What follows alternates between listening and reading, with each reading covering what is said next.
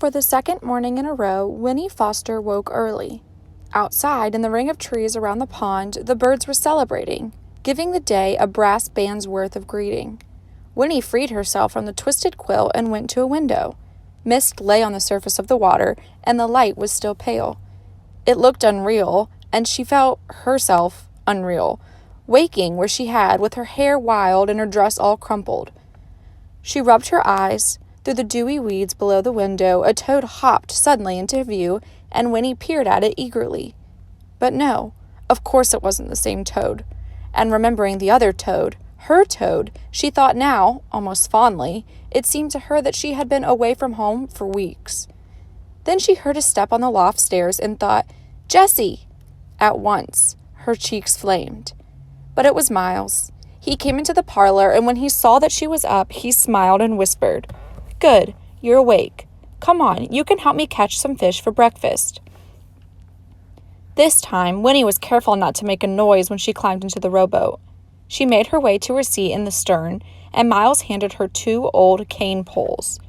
"Watch out for the hooks," he warned, and a jar of bait, pork fat cut into little pieces. A big brown night moth fluttered out from under the oar blades propped beside her on the seat and wobbled off toward nowhere through the fragrant air. And from the bank, something plopped into the water. A frog. Winnie caught a glimpse of it as it scissored away from the shore. The water was so clear that she could see tiny brown fish near the bottom, flicking this way and that way. Miles pushed the rowboat off and sprang in, and soon they were gliding up toward the near end of the pond, where the water came in from the stream. The locks grated as the oars dripped and swung, but Miles was skillful. He rowed without a single splash. The dripping from the blades as they lifted sent rows of overlapping circles spreading silently behind them. It was very peaceful. "They'll take me home today," thought Winnie. She was somehow certain of this and began to feel quite cheerful. She had been kidnapped, but nothing bad had happened, and now it was almost over. Now, remembering the visits of the night before, she smiled and found that she loved them, this most peculiar family. They were her friends, and hers alone. "How'd you sleep?" Miles asked her. "All right," she said. "That's good. I'm glad. Ever been fishing before?" "No," she told him. "You'll like it. It's fun." And he smiled at her. The mist was lifting now as the sun poked up above the trees and the water sparkled. Miles guided the rowboat near a spot where lily pads lay like upturned palms on the surface. "We'll let her drift some here," he said. "There'll be trout down in those weeds and sterns. Here, give me the poles and I'll bait the hooks for us." Winnie sat, watching him as he worked. His face was like Jessie's, and yet not. It was thinner, without Jessie's rounded cheeks, and paler, and his hair was almost straight, clipped nearly below the ears. His hands were different, too, the fingers thicker, the skin scrubbed-looking, but black at the knuckles and under the nails. Winnie remembered that he worked sometimes as a blacksmith, and indeed his shoulders, under his threadbare shirt, were broad and muscled. He looked solid, like an oar, whereas Jessie, well, she decided Jessie was like water, thin and quick. Miles seemed to sense that she was watching him. He looked up from the bait jar, and his eyes, returning her gaze, were soft. "Remember I told you I had 2 children?" he asked. "Well, one of them was a girl. I took her fishing, too." His face clouded then, and he shook his head.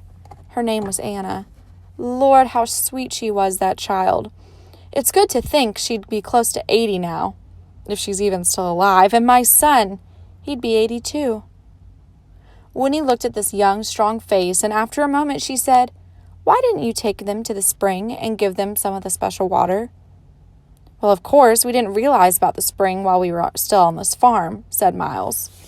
"Afterwards, I thought about going to find them. I wanted to, heaven knows. But, Winnie, how'd it have been if I had?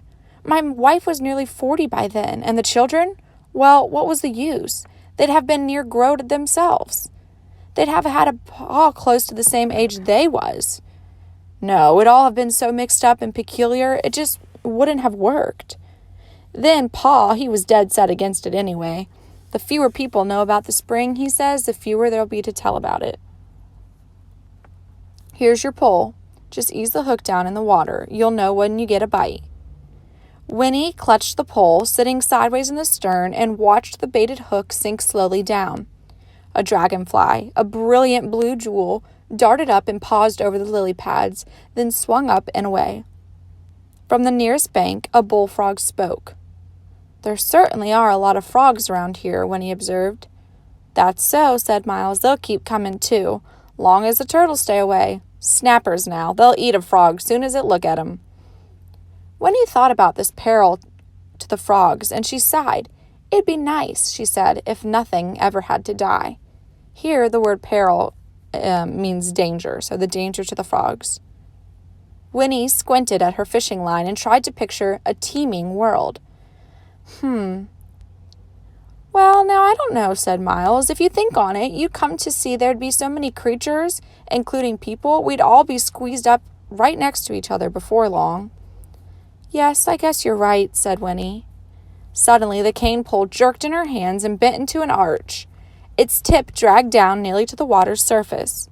Winnie held on tight on the handle, her eyes wide. Hey, cried Miles, look there, you got a bite. Fresh trout for breakfast, Winnie.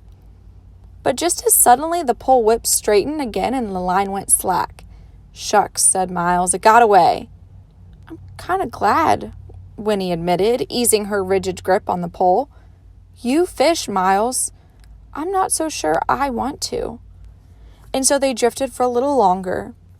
The sky was blue and hard now. The last of the mist dissolved, and the sun, stepping higher above the trees, was hot on Winnie's back.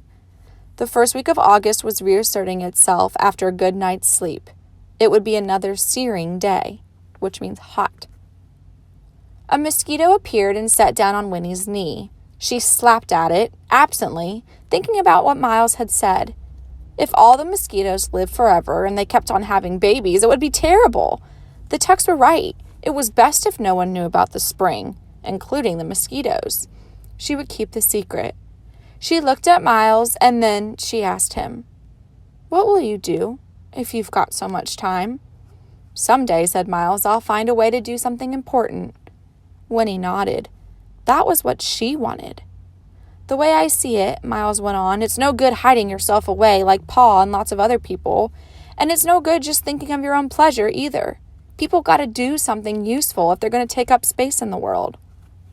But what will you do? Winnie persisted. I don't know yet, said Miles. I ain't no schooling or anything, and that makes it harder. Then he set his jaw and added, I'll find a way, though. I'll locate something. Winnie nodded. She reached out and ran her fingers across a lily pad that lay on the water beside the boat. It was warm and very dry, like a blotter, but near its center was a single drop of water, round and perfect. She touched the drop and brought her fingertip back wet, but the drop of water, though it rolled a little, remained as round and perfect as before. And then Miles caught a fish. There it flopped in the bottom of the boat, its jaw working, its gills fanning rapidly. Winnie drew up her knees and stared at it. It was beautiful, and horrible too, with gleaming rainbow-colored scales and an eye like marble beginning to dim even as she watched it. The hook was caught in its upper lip, and suddenly Winnie wanted to weep. Put it back, Miles, she said. Her dry voice was harsh. Put it back right away. Miles started to protest, and then, looking at her face, he picked up the trout and gently worked the barb hook free. All right, Winnie, he said. He dropped the fish over the edge of the boat. It flipped its tail and disappeared under the lily pads. Will it be all right? Asked Winnie, feeling foolish and happy both at once. It'll be all right, Miles assured her. And then he said, People gotta be meat eaters sometimes, though. It's the natural way, and that means killing things. I know, said Winnie, but still. Yes, said Miles, I know. And that is the end.